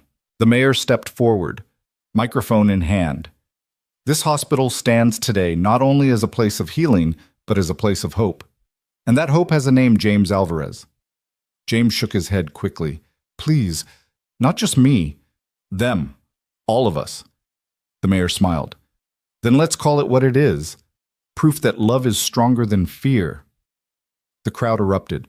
That night, after the excitement faded and Bella was asleep, James sat alone in the dim hospital room. He stared at the skyline beyond the window, the city alive with lights. He thought of Mara, her final smile. He thought of Bella, her fearless questions. He thought of Miguel, a boy who had held death in his hands and now clutched hope instead. And he realized the bullets had not only broken his body, they had carved open a door into something larger than survival, something that might change lives beyond his own. He whispered into the quiet, "Let me walk through it, one step at a time." 2 weeks later, James was discharged. The morning air outside Metro General smelled different, fresh, alive, sharp with spring. He leaned heavily on his cane, Bella's small hand wrapped around his free one as cameras clicked and reporters shouted questions from the sidewalk. He ignored them all. What mattered was the weight of the sun on his face, the feel of Bella's fingers squeezing tight, the knowledge that he was walking out instead of being wheeled. Mrs. Peterson met them at the curb with her old sedan trunk filled with casseroles neighbors had dropped off. "Looks like you won't need to cook for a year." She chuckled. Bella climbed into the back, waving at familiar nurses through the window. James eased into the passenger seat, wincing but smiling. He whispered almost to himself, "Home." Home was small, modest, 2 bedrooms and a faded rug. But stepping through the door felt like crossing a finish line. The first thing James noticed was the smell Bella had sprayed lavender, trying to make it special. On the kitchen table, she'd arranged cards, drawings, even a banner scrawled in marker, "Welcome home, Daddy." His throat tightened. "You did all this?" She nodded proudly. Mrs. Peterson helped hang it. "Do you like it, sweetheart? I love it." They ate dinner together, one of the donated casseroles reheated in the oven. Bella insisted on lighting a candle at the center of the table. "For the people you saved," she said solemnly. James bowed his head, whispering a silent prayer of thanks. That night after Bella fell asleep, James sat on the couch alone. The apartment was quiet except for the hum of the fridge and the faint ticking of the wall clock. He picked up the stack of letters again. Dozens of them had arrived, thank yous, prayers, even a scholarship offer for Bella from an anonymous donor. But one letter lay on top, Miguel's. "I started volunteering at a crisis hotline. I listen to people who feel like I did, angry, trapped, hopeless. Sometimes I don't know what to say, but I tell them what you told me. You're not alone." James rubbed his eyes. He hadn't asked for this bond, but maybe it was part of the healing for both of them. The next Sunday, James and Bella returned to church for the first time in months. As they entered, the congregation turned. Applause rippled through the pews. Bella clung to his arm, wide-eyed. The pastor embraced him. "We prayed for you every day, and for Bella." James sat carefully, wincing, but he felt something settle in his chest, a peace he hadn't known in a long time. During the service, the pastor spoke of courage and forgiveness. James felt Bella's head lean against his shoulder, her small body warm against him. And he thought maybe this was the truest miracle. Not the medals, not the ceremonies, but this simple moment of breathing beside his daughter, alive. That afternoon, Dr. Chen visited the apartment. She carried groceries and a smile that softened her tired face. "You look better," she said, glancing around the cozy space. "Still hurts," James admitted. "But it's good hurt. Healing hurt," Bella piped up. "He walked all the way to the park yesterday." Chen grinned. "That's progress." They shared tea at the table. Conversation drifted from hospital gossip to Bella's school projects. For a moment it felt almost normal, like old friends sharing life instead of survivors reliving trauma. Before she left, Chen touched his arm. "Don't underestimate what you've done, James. You didn't just survive. You changed things." He nodded slowly. "One day at a time." That evening, Bella curled beside him on the couch, sketching in her notebook. "Daddy." "Yes, sweetheart. Do you think Miguel's really changing?" James considered. "I think he's trying. That's what matters." She drew another line, tongue poking out as she concentrated. "I want to meet him one day, when it's safe." James stared at her, stunned by her courage. "Maybe you will."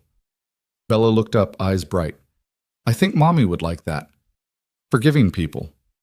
His eyes blurred. He kissed her forehead, whispering, "You're braver than I'll ever be."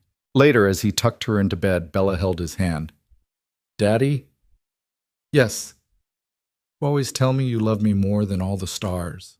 He smiled. "That's true. Well, I love you more than all the heroes in every story. Tears slid down his cheeks as he whispered back, That's more than enough. That night, James sat at the window city lights twinkling beyond. He thought of the bullets, the boy, the crowd of candles, the second chances. And he realized his story wasn't just about what happened that Tuesday afternoon. It was about what could keep happening if people chose to listen, to forgive, to love. It wasn't about being a hero. It was about being human. Spring stretched into early summer, and each day brought a little more strength back into James's body. He walked farther now down the block with Bella at his side, her hand wrapped tight around his fingers, as if afraid the wind itself might take him. Neighbors waved from porches, strangers nodded, some whispering. That's him. James hated the spotlight, but he forced himself to smile, to wave back. Because it wasn't just about him, it was about what that day had stirred in people's hearts. At the corner grocery, the clerk slipped extra apples into Bella's bag. At the diner, the waitress refused his money, shaking her head. Your meal's been covered. Each act of kindness left him humbled, but uneasy too. He hadn't saved lives to become a symbol. He'd done it because he couldn't stand still when fear was aimed at children. One evening, as the sun dipped low and painted the sky in streaks of orange, the doorbell rang. James frowned. Few people came unannounced anymore.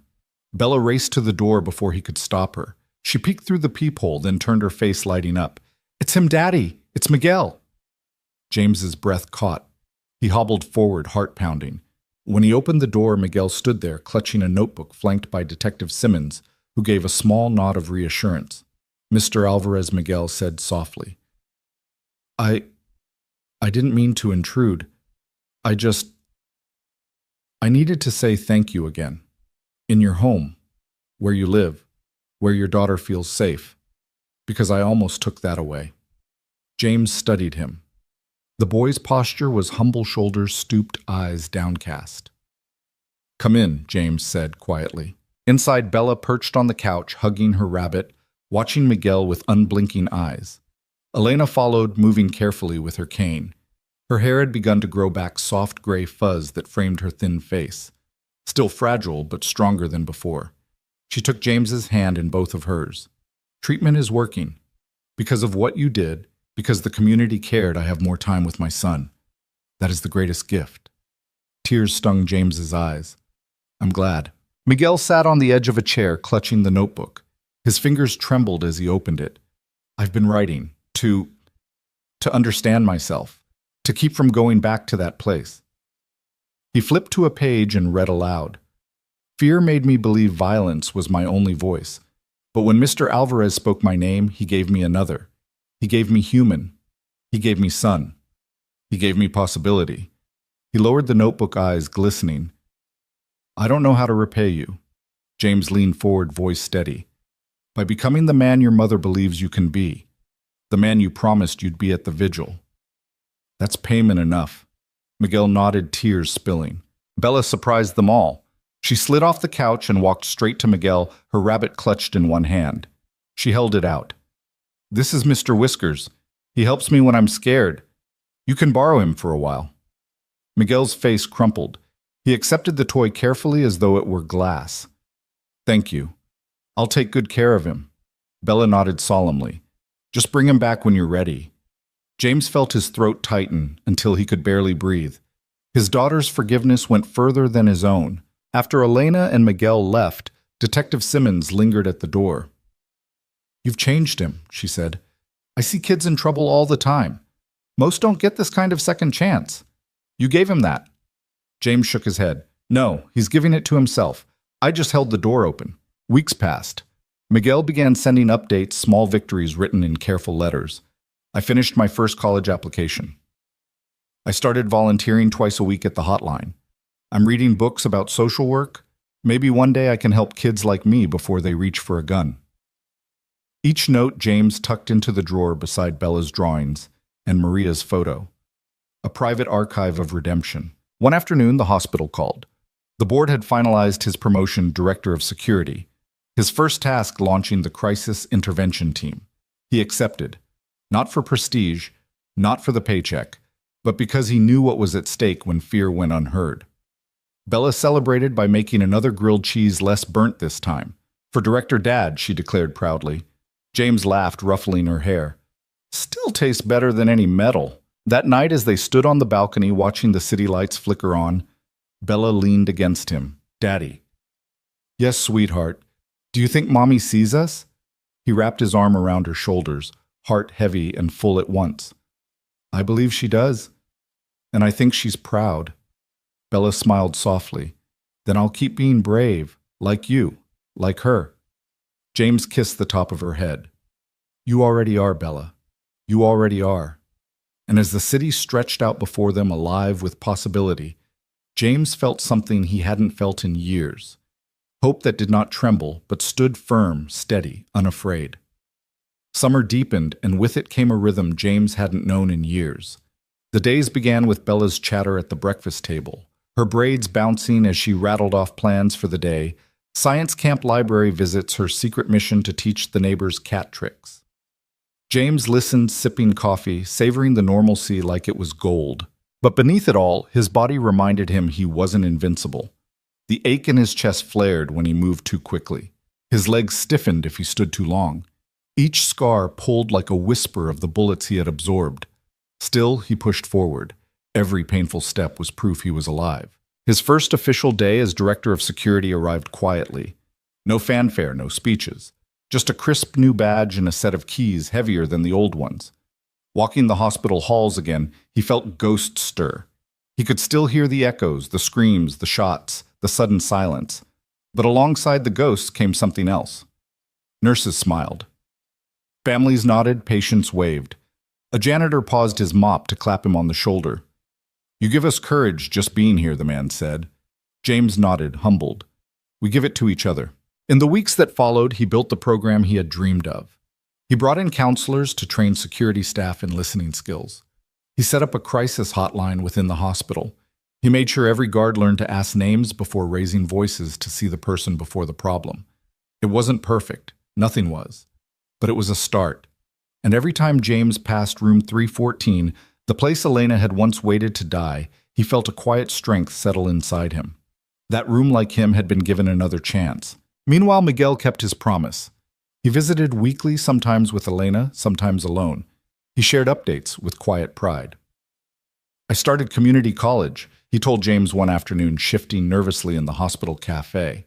Intro to psychology. My professor said, I write like I've lived what I study. You have, James replied, stirring his tea. That's why people will listen. Miguel looked down, voice low. Do you really think I can help others? James leaned forward, steady. I think your scars can guide them out of the dark, if you let them. At home, Bella flourished. She became known as Hero's daughter at school, though she wrinkled her nose at the title. I'm just Bella, she insisted.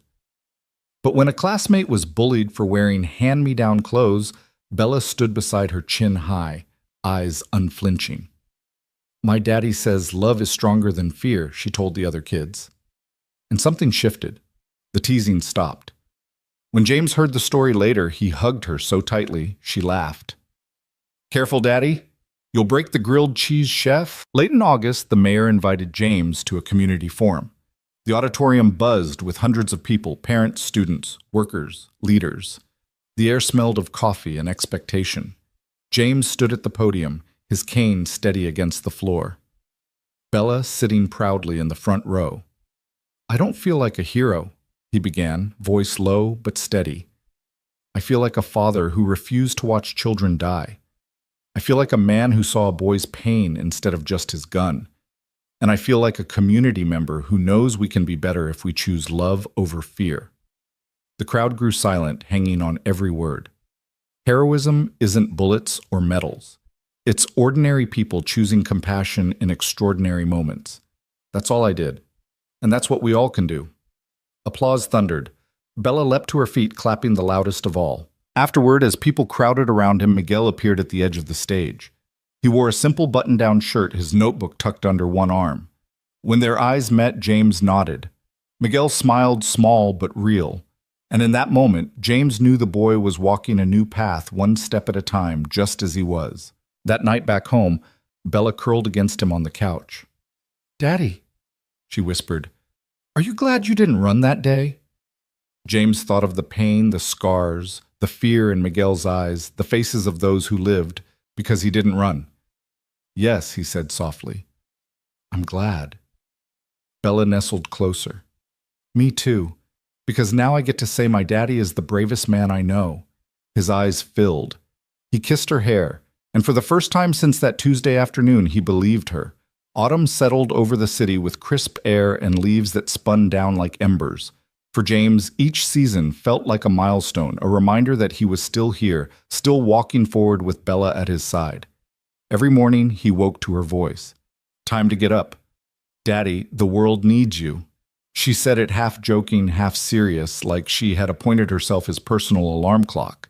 And every time James smiled, even when pain still flared through his chest as he swung his legs out of bed. The scars would never disappear, but neither would the lessons etched into them. At the hospital, the crisis intervention team was taking shape.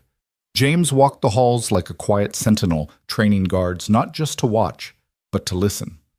Don't just scan for danger, he told them one morning during a briefing. Scan for pain, for fear, for someone about to break. A younger guard raised his hand. But sir, what if they still lash out? What if listening isn't enough? James met his eyes steadily. Then we protect. But we always try listening first, because sometimes one kind word can stop a bullet before it's chambered. The room grew silent. The young guard nodded slowly. Meanwhile, Bella was thriving. She had started a small club at school with her friends, calling it the Kindness Crew. Their mission to sit with kids who ate alone, share lunches, and write anonymous notes of encouragement. She showed James one of the notes she'd written, "You're not invisible. We see you. You matter." James's eyes stung as he read it. "You're changing the world already," he told her. She shrugged, smiling shyly. "I'm just being like you, Daddy." Miguel visited often now, not under guard, but on his own. His posture had changed. He stood straighter, looked people in the eye. He brought homework, sometimes asking James for advice. One evening, over tea at James's kitchen table, he admitted, "I still have nightmares. About that day. About you falling. About the sound of the gun." James listened quietly, then said, "Nightmares don't define you. What you do when you wake up does." Miguel nodded, writing the words into his notebook. "Then I'll wake up better." In late October, the city planned the Medal of Valor ceremony. The auditorium filled to the brim. Nurses, patients, families, officials, neighbors. Bella sat in the front row in her best dress, bouncing with excitement. When James's name was called, he walked slowly across the stage, cane steady, heart pounding. The applause was deafening. The mayor placed the medal around his neck. The weight of it surprised him, but what stunned him more was the sight of Bella beaming in the crowd, tears shining in her eyes. When he stepped to the microphone, the room fell silent. "I don't feel like a hero," he began. "I feel like a father who chose to protect. I feel like a man who saw a boy's desperation and refused to see only his weapon. If you call that heroism, then maybe all of us have it in us." He paused, scanning the audience. Miguel and Elena sat near the back, watching quietly. "Fear divides us," James continued. "But love unites. Forgiveness heals. And courage is not the absence of fear, it's doing what's right in spite of it." The audience rose applause, echoing like thunder. Bella stood tall, clapping the loudest, shouting, "That's my daddy!" Afterward, reporters swarmed. But James slipped away to the side hall where Miguel waited nervously. "You spoke the truth," Miguel said, voice low. "People will listen." James rested a hand on his shoulder. "So must you. Speak it every day in what you do." Miguel nodded, determination in his eyes. "I will." That night back at the apartment, Bella placed the medal on the dresser. She held it up to the light, watching it glint. "Daddy?" "Yes, sweetheart." "You don't need this medal to be my hero. You already were. Before all of this," James pulled her close, tears slipping down his cheek. "That's the only medal I'll ever need." As autumn leaves swirled outside, James realized something. He hadn't just survived. He hadn't just saved lives. He had lit a spark, and now others were carrying the flame. Winter crept in quietly, frosting rooftops and glazing sidewalks. The cold bit at James's lungs when he walked Bella to school, but he welcomed it. It reminded him he was alive, breathing air that once almost slipped away. Bella skipped ahead in her red coat boots, crunching snow, waving at neighbors who greeted her warmly. Everyone in the block seemed to know her now. Hero's daughter. They whispered with affection. She hated the nickname, but James noticed she carried it anyway, not with pride, but with purpose. She smiled at lonely neighbors offered to carry groceries and insisted on shoveling the steps for Mrs. Peterson. It was as if she'd inherited the duty of light from him and made it her own. The Alvarez initiative had grown. The hospital now had a dedicated crisis response center. James walked the halls, daily greeting guards by name, reviewing cases where kindness made a difference. One report stood out, a man storming into the ER furious about a wait time demanding attention. Instead of force, the new team sat him down, listened, calmed him until tears replaced rage. He revealed he'd just lost his job, terrified he couldn't pay for his child's medicine. The team arranged emergency aid, guided him to financial help. No violence, no arrests, just compassion. Reading the report, James felt his chest swell, not with pride, but with relief. The system was working. Miguel became a frequent face at the hospital, two shadowing social workers asking endless questions. One evening, James spotted him helping a frightened teenager fill out insurance forms. Afterward, Miguel came to him hesitant. It feels good to help, but sometimes I feel like I don't deserve to. James looked at him firmly. Deserve has nothing to do with it. Service is what heals us, Miguel. Them and us. Miguel nodded, scribbling into his notebook. His hands didn't tremble as much anymore. At home, Bella's kindness club expanded beyond school. She convinced James to let her host meetings in their living room. Soon 5 children gathered weekly, sprawled on the rug, plotting new missions. One boy suggested baking cookies for the firehouse. A girl wanted to make cards for cancer patients. Bella led with quiet authority, her eyes bright. James watched from the kitchen, amazed. His daughter was building something he couldn't have dreamed of at her age, a movement born from innocence, but powered by conviction. Later that night, as he tucked her in, she whispered, "We're making the world softer, Daddy." He kissed her forehead. "Yes, sweetheart, softer and stronger." In December, snow fell heavy, blanketing the city. One evening, as James and Bella decorated their small tree, the doorbell rang. Standing there was Miguel, cheeks flushed from the cold, Elena beside him wrapped in a scarf. She looked healthier now, color returning to her face. "We brought something," Miguel said shyly, lifting a box. Inside were tamales, warm and fragrant. Elena smiled. "Family recipe. To thank you for everything." They ate together, laughter filling the apartment, the scent of masa and cinnamon tea lingering in the air. Bella chatted with Elena as if they had known each other for years. When Miguel left that night, he handed James a folded paper. Inside was an acceptance letter. University transfer, major in social work. "I start in January," Miguel said, pride trembling in his voice. James clasped his shoulder. "Then you're already building the man you promised to be." On Christmas morning, Bella handed James a small box wrapped in shiny paper.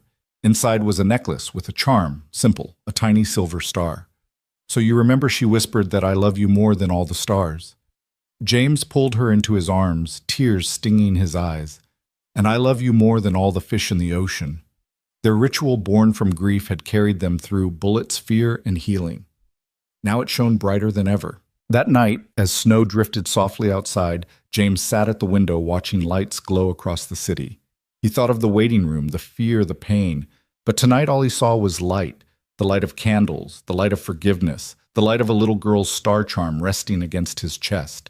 And he whispered into the quiet, "This is what surviving is for, not just to live, but to love louder than fear."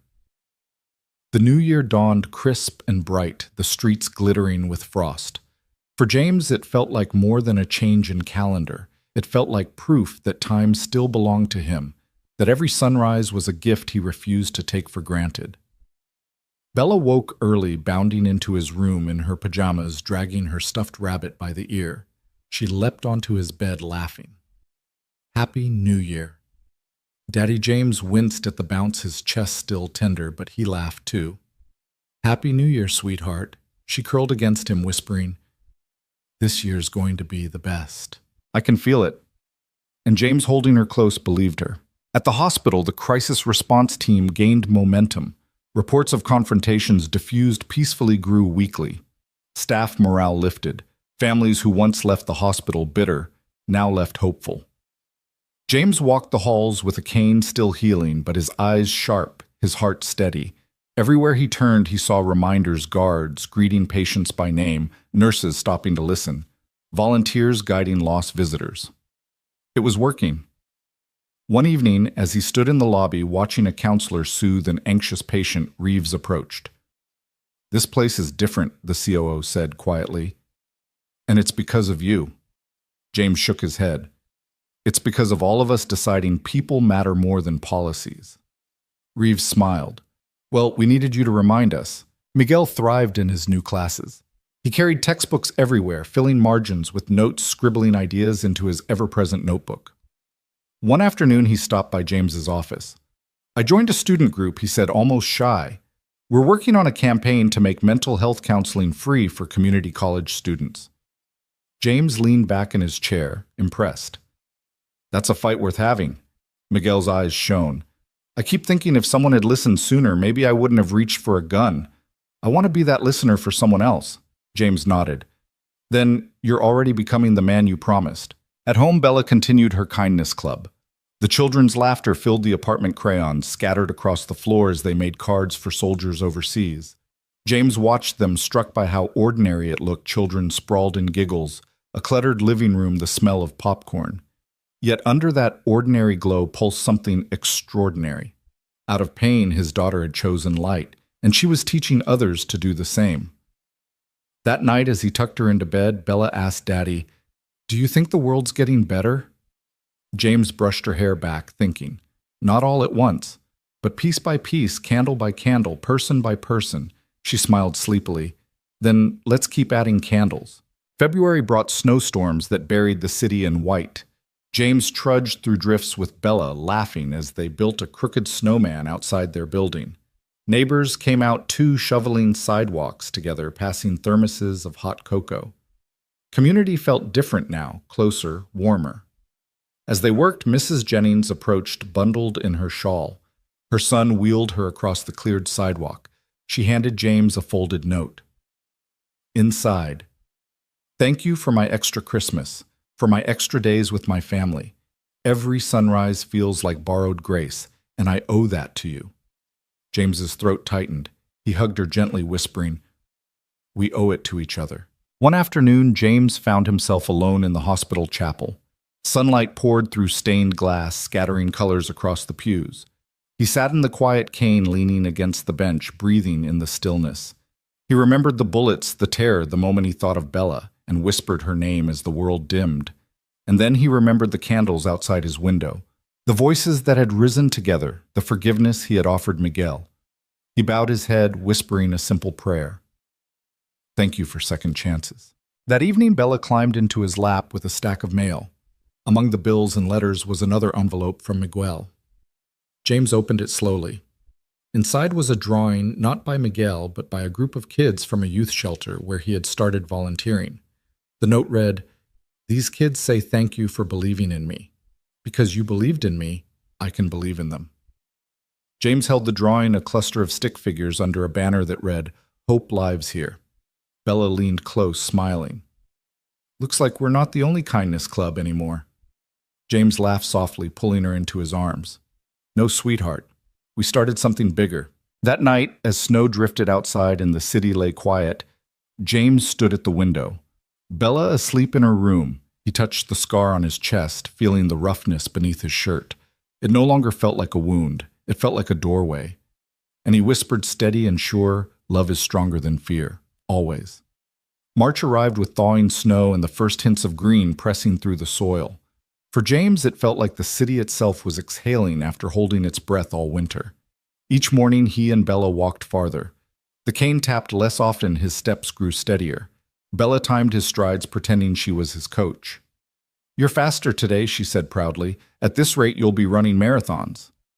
James chuckled, shaking his head. One miracle at a time. The hospital's crisis response center held its first official open house. Families, patients, and staff crowded the lobby, curious to see the changes. James gave a short tour showing the new counseling offices, the volunteer desk, the hotline phones ringing steadily in the corner. "This isn't about me," he told the crowd. "It's about us, about making sure no one feels unheard." A woman in the back raised her hand. "My brother came here last week furious about a bill. Instead of security dragging him out, someone sat him down. They worked it out. He came home calm. You saved him without even being there." Applause rose. James felt heat rise to his cheeks, but he bowed his head, humbled. Miguel stood near the edge of the crowd, his notebook tucked under one arm. When the applause faded, he stepped forward. "I'm proof this program works," he said, his voice clear, steady. "Because someone listened to me when I didn't deserve it.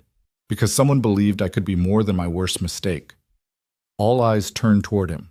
For a moment, James saw the trembling boy with a gun. But now Miguel's shoulders were squared, his voice sure. "I will never forget what I did," Miguel continued. "But I will spend my life making sure others never feel as desperate as I did that day. That's the promise I made to Mr. Alvarez and to myself." The room erupted with applause again. Some people moved to tears. James felt his chest ache, not from the scars this time, but from pride. At home, Bella worked on a school project. My hero. She sat at the kitchen table, crayons scattered everywhere, tongue poking from the corner of her mouth as she drew. James watched her, curious. "Who's your hero?" She looked up, eyes twinkling. "You, of course," he chuckled. "Sweetheart, you could have picked anyone. A scientist, an astronaut, even your teacher." She shook her head firmly. "No. My hero is the man who loves people even when they hurt him. My hero is the man who taught me forgiveness is braver than anger." James swallowed hard, unable to answer. Bella grinned, sliding the drawing toward him, the two of them holding hands, surrounded by stars and fish. One evening in late March, James and Bella joined Miguel and Elena at a small community event downtown. It wasn't grand, just folding chairs in a church hall, coffee and styrofoam cups, and a circle of people sharing stories of second chances. One by one, voices rose. A woman recovering from addiction, a man who had served time and now mentored youth, a teacher who'd once been homeless. When it was Miguel's turn, he glanced at James nervously. James nodded. Miguel spoke softly but firmly. "I once thought my life was over. I made a choice that could have destroyed everything, but someone chose to see me as a son, not a criminal. And that choice changed me." He sat down, eyes wet but proud. Elena squeezed James's hand. "You gave me back my son," she whispered. James shook his head. He gave himself back. "I just stood in the way of fear long enough for him to see it." By April, the city invited James to speak at a larger conference on community safety. Bella sat in the front row, swinging her legs, proud as ever. James took the stage cane by his side, microphone in hand. "People call me a hero," he began. "But heroism isn't about bullets or medals. It's about choice. About seeing humanity where fear tells you to see only danger." He looked out across the crowd. Politicians, police officers, teachers, parents. We cannot build safety on punishment alone. We build it on compassion, on listening, on second chances. The applause rose, but James's eyes sought Bella. She grinned, flashing him a thumbs up. That night back home, Bella curled beside him on the couch. "Daddy." "Yes, sweetheart. Do you ever wish that day never happened?" James hesitated. He thought of the pain, the scars, the fear, but he also thought of Miguel studying to be a social worker, of Elena alive to see her son's change, of Bella leading her kindness club, of the hospital saving more lives than ever. He kissed her forehead softly. "I wouldn't wish bullets on anyone, but I don't wish away what came after." Bella nodded thoughtfully. "So, it was terrible, but it made good things too." "Exactly," James whispered. "Love turned it into something more." As spring warmed the city, James realized something profound. He hadn't just survived that day in the waiting room. He had been transformed by it. And so had everyone around him. May unfolded with warm breezes and lilacs blooming along the hospital sidewalks. James walked more steadily now, his cane mostly symbolic, a reminder of how far he'd come. Bella often teased him, racing ahead, then circling back to walk beside him, her hand swinging in his. "Faster, Daddy," she'd say with a grin. "You're not old yet." He'd laugh, chest aching but heart full. Don't be so sure. The hospital lobby displayed a new plaque, the Alvarez Initiative, dedicated to listening, protecting, and healing. James paused before it one morning, tracing the engraved letters with his fingers. He didn't see his name as recognition. He saw it as responsibility. A promise he had to keep living. Miguel flourished at school. He sent letters almost weekly, his words brimming with determination. Professor said, "I have a gift for listening." I didn't know silence could be a gift until now. Started volunteering at the youth shelter. One kid told me he was thinking of doing something stupid. I told him my story. He cried. Then he stayed. Each letter James tucked carefully into his drawer. Not trophies, testaments. Proof that second chances could ripple outward like stones in water. Bella thrived too. Her kindness club had doubled in size. Parents from the neighborhood dropped their children off at the apartment laughing that James had accidentally hosted a movement. One evening, Bella presented him with a poster the kids had made, "Choose Love Over Fear." Crayon stars filled the background. James taped it proudly to the fridge where he could see it every morning. June brought the official Medal of Valor ceremony at City Hall. The auditorium overflowed officials, neighbors, families, and strangers who simply wanted to witness. Bella sat in the front row, her hand gripping Mrs. Peterson's. Miguel and Elena sat quietly near the back, tears already glistening before the ceremony began. When James walked on stage, applause roared like thunder. The mayor draped the medal over his shoulders, but James raised a hand, silencing the crowd.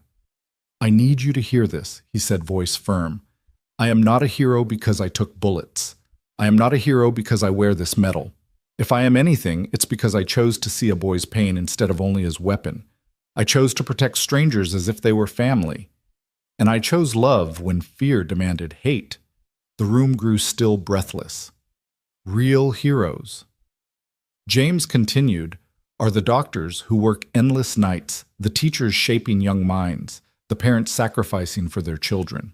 Real heroes are the ones who forgive when they could condemn, who love when they could fear." His gaze found Bella in the crowd. "Real heroes are our children who remind us every day what matters most."